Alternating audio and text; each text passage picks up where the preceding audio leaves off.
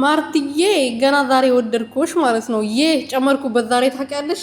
እና ማለት ነው ተመቸሽኝ። በቃ እንደዚህ ቆፍጠን ብለሽ እንደዚህ እንትን ስትይ ራስሽ ስታስከብሪ ሰው ያከብርሻል፣ ሰው ይወድሻል። እና ሴት ልጅ ደግሞ ክብሯ ነው ከምንምና ከምንም በላይ ክብሯን ማስቀደም አለባት። ለክብሯ ለሁሉም ነገር ትታ ክብሯን ማስቀደም አለባት ብዬ ነው ማስበው። እኔ ሴት ልጅ ክብር ከሌላት ሴት አትባልም። እና ይሄናል እንደዚህ ቆፍጠን ብለሽ እንደዚህ ስለቀጠልሽበት እንደዚሁም ደግሞ እኛ ብዙ ጊዜ አስበን የነበረው ልክ እንደ እህትሽ ትቀበያለሽ አንድ ሁለት ቀን መጥቶ አበባ ከሰጠሽ ትቀበያለሽ ብለን አምነን ነበረ። ግን አንቺ ደግሞ እንደዚህ ቀጥለሽበት ዛሬ ደግሞ በጣም ወዶ በቲክቶክ ላይ በቃ የሆነ ዝማሬው ምናምን እንዲደስ እንደምለኝና የምወደው ልጅ ይዘሽ መጥተሻል። እንኳን ደህና መጣሽ። እንግዲህ ያው እንደዚሁ እንደምትቀጥይ ነገ ደግሞ አለቃቅተሽ ወደ አቤል እንደማትመለሽ ተስፋ እናደርጋለን።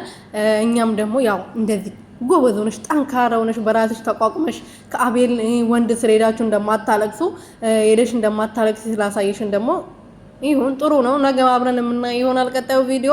ሰላም ሰላም ቤተሰቦቼ እንዴት ናችሁልኝ? እኔ ያለው እግዚአብሔር ይመስገን። በያላችሁበት ሰላማችሁ ብዝት ትርፍርፍ ይበልልኝ። ወይዘሪት ማርትዬ ልበላት ዛሬ ማለት ነው። ትንሽ አስደሰተችኝ ታውቃላችሁ። ቆፍጠን ብላ እንደዚህ በአንድ በቃ ቆርጣ አቤል እንትን ወጣ አዲስ ህይወት ጀምራለሁ ከሄዴ ይወጣልኝ ብለው ነበርና እሱ ደግሞ ትላንትና መጥቶ የማይሆን ነገር የማይሆን አክት እያሳየ ስለነበረ ግዴታ ማስተዋወቅ ስላለብኝ እጄ መጥቻለሁ። አሁን ባስተዋወቅ አልፈልግም ነበር ግን ምናምን ብላ አስተዋወቃናለች ማለት ነው። ይሄ ልጅ ደግሞ ሁላችሁም ታውቃላችሁ ቲክቶክ ላይ እና ያው ይስሩ። እሱም ዩቲዩብ ለመክፈት ነው የመጣው። ይስራ፣ ሰው ይለወጥ።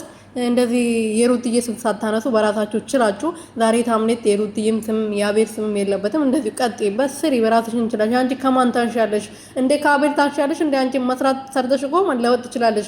አመጣጣችሁ ነው እንጂ እኮ እኛ ያስጠላን እኮ የጠላናችሁ እኮ በራሳችሁ በጥሩ ነገር እኮ ብትመጡ የእህታችን ስም ሳታነሱ በመጥፎ ስም ሳታነሱ እኮ ብትመጡ እኮ አንጠላችሁም ነበር። የት እናውቃቸዋለን እዚህ